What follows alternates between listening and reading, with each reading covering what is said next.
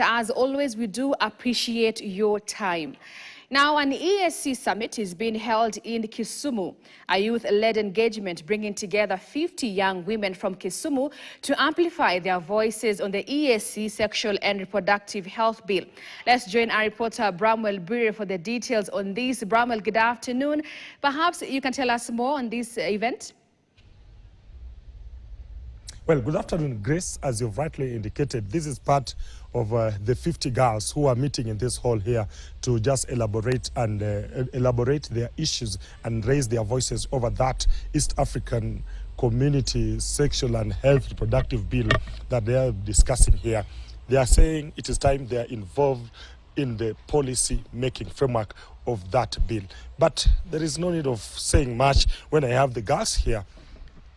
What is so unique in this particular bill that you girls are meeting here to discuss about?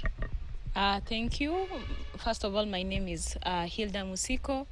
I work for Youth Changers Kenya. So what is very unique about this bill is, one, it's very progressive. It highlights non-discrimination. We want people with disability to be, their needs to be catered for.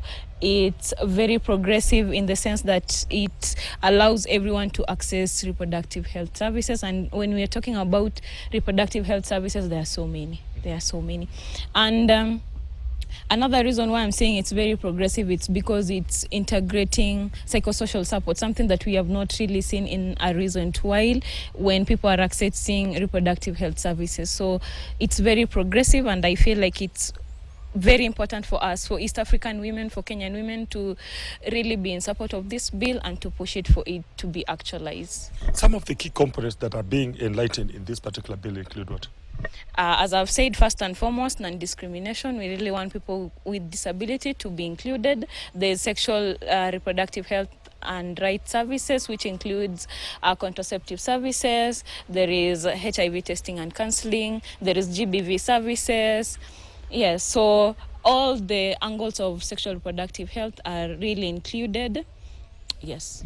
Thank you. I would like to engage her, and you will briefly speak about your call to action. We're speaking about these member states having a bill that is cutting across and touching on women from the member states from EAC. What is your call of action as the youths from Kisumu?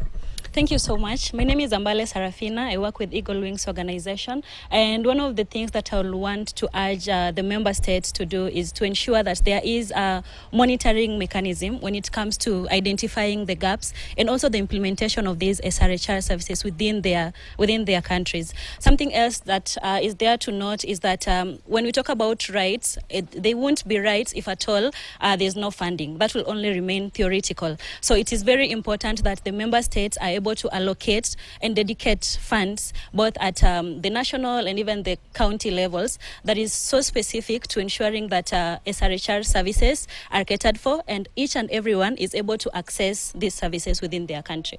Thank you, and all the best as you continue with your engagements on this important bill that is going to be a game changer for the women and girls in this particular region. We're talking about the East African community. And of course, girls have been neglected, their issues have been discussed and made decisions upon without them being included. So such organizations and such youth-led actions, it is the way to go for both Kenya, Uganda, Tanzania, and Rwanda. So we are going to wait, keep tabs and see, will these member states finally heed to what the girls are saying and involve them in the decision-making framework and provide the legal framework that are going to ensure that that bill is actually practical. They're also talking about the funding. We are also keenly going to follow just to see if the member states are going to allocate some funds to ensure that this particular bill is coming to fruitful.